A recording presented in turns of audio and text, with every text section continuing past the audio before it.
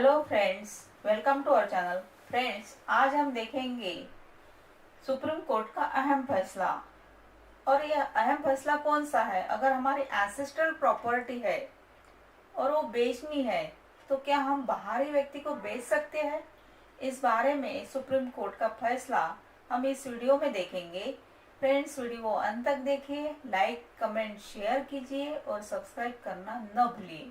तो चलिए जानेंगे सुप्रीम कोर्ट का अहम फैसला क्या है।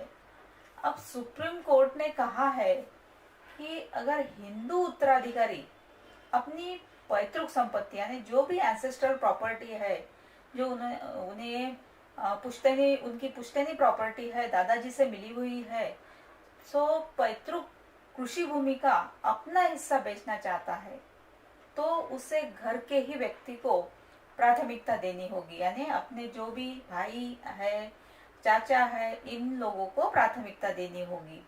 वह संपत्ति बाहरी व्यक्ति को नहीं बेच सकती। अब जस्टिस के पीठ ने यह फैसला हिमाचल प्रदेश के एक मामले में दिया है। अब इस मामले में सवाल था कि क्या कृषि भूमि की सेक्शन 22 के प्रावधानों के दायरे में आती है। अब सेक्शन 22 क्या कहता है हम जानेंगे। जैसे कि सेक्शन 22 में प्रावधान है कि जब बिना वसीयत यानी विल न करते हुए किसी व्यक्ति की मृत्यु हो जाती है तो ऐसे में उसकी संपत्ति उत्तराधिकारियों पर आ जाती है। यानी जो भी उनके वारिस है, लीगल हेयर्स है, उन पर उनको वो संपत्ति मिल जाती है। अब उत्तराधिकारी अपना हिस्सा बेचना चाहता है। अब किसी व्यक्ति को लगता है कि अपना हिस्सा बेचना है तो ऐसे में उसे अपने बचे हुए जो भी लीगल हेयर्स है, अपने भाई वगैरह, उनको वो प्राथमिकता देनी होगी। उनको पूछना होगा संपत्ति लेने के बारे में और उन्हें प्राथमिकता देनी होगी। अब पीठ ने कहा कि कृषि भूमि की धारा 22 के प्रावधानों से संचालित होगी। अब इसमें हिस्सा बेचने के लिए व्यक्ति को अपने घर के व्यक्ति को प्राथमिकता देनी होगी। और पीठ ने यह भी कहा कि सेक्शन 4 सब सेक्शन 2 के समाप्त होने का इस पर कोई फर्क नहीं पड़ेगा। क्यों? क्योंकि यह प्रावधान कृषि भूमि पर काश्तकारी के अधिकारों से संबंधित था।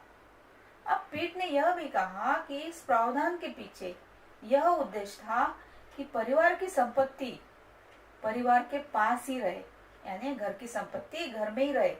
बाहरी व्यक्ति को उसमें एंटर ना किया जाए, बाहरी व्यक्ति को हम संपत्ति ना दें। इसका मामला क्या था ये जानेंगे हम।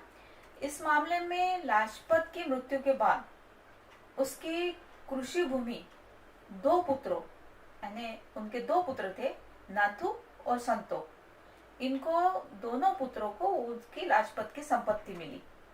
अब संतोष ने अपना हिस्सा एक बाहरी व्यक्ति को बेच दिया।